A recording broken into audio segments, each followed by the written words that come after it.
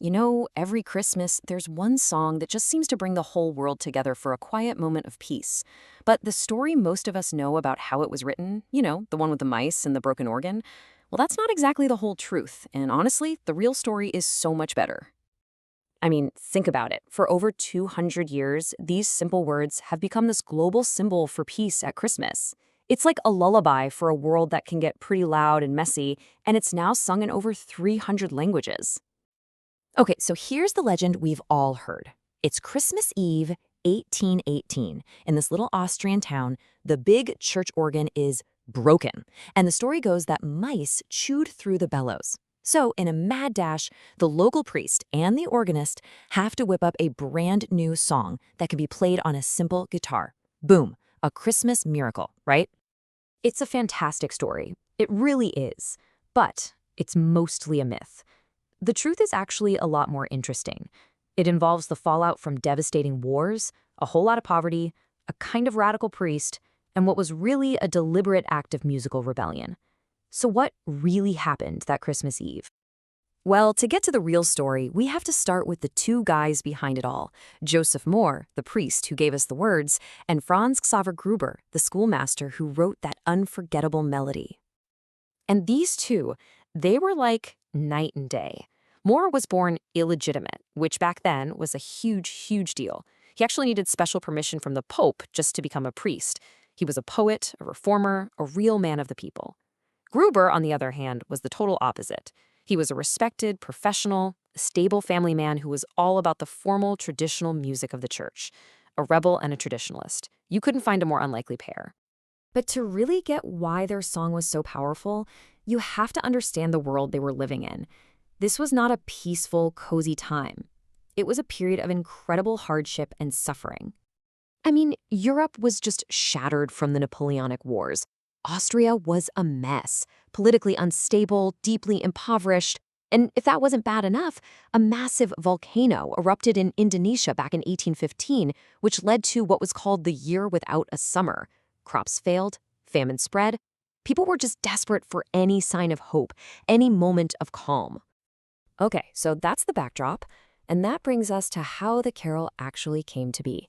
And let me tell you, it was no last-minute panicked rush job. This thing had been in the works for years. Let's actually break down the real timeline, because it tells a totally different story.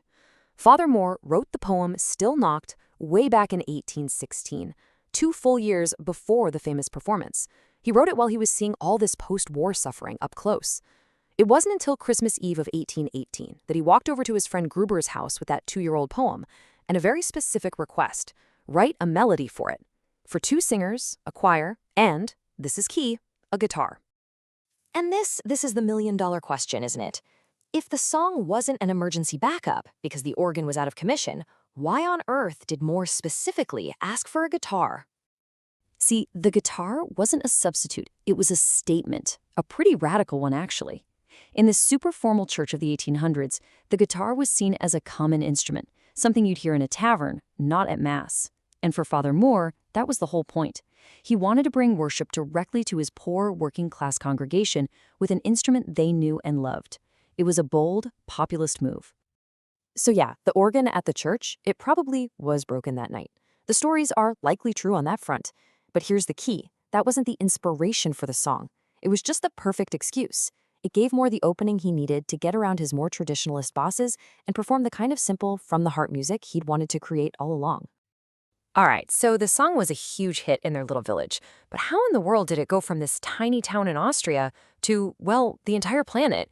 The answer is kind of by accident. This song's journey is just wild. First, an organ repairman hears it and takes the sheet music home with him to the Zillertal Valley. From there, these traveling singing families, like the Strassers, who were actually glovemakers by trade, started singing it at markets in Germany just to draw a crowd. It got so popular that it was printed in a songbook, but get this, it was mislabeled as a Tyrolean folk song, totally erasing Mohr and Gruber's names.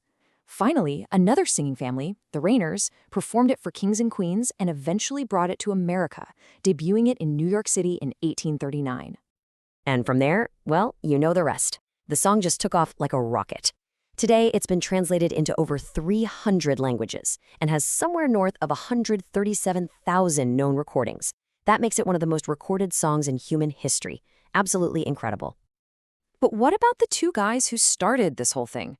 What happened to Joseph Mohr and Franz Gruber? Well, their lives continued on very different, but you could say equally impactful paths. It's fascinating because their lives went in completely different directions after that famous Christmas Eve. Joseph Mohr, the rebel priest, he spent the rest of his life as a social reformer, starting funds to educate children and care for the elderly. He died poor at 55 because he'd basically given all his money away. Franz Gruber, meanwhile, had a long, successful career as a composer. But he spent decades just trying to get credit for his own song. People assumed such a beautiful tune had to be by someone famous, like Mozart or Haydn. You know, it took a long time, but their creation eventually got the ultimate stamp of approval. In 2011, UNESCO declared Silent Night an intangible cultural heritage, which basically means it belongs not just to Austria, but to all of humanity. And yet, despite all that fame, all that global recognition, its composer never really saw it as some grand masterpiece. To the very end, Franz Xaver Gruber always referred to his melody, the one that changed the world, as just a simple composition. So that really brings us back to the big question, doesn't it? The song wasn't some happy accident born from a broken organ. It was a deliberate piece of art, created out of the pain of war and an act of priestly defiance, all designed to bring a simple message of peace to people who desperately needed it. And maybe, just maybe, that's the real reason it still has so much power for all of us today.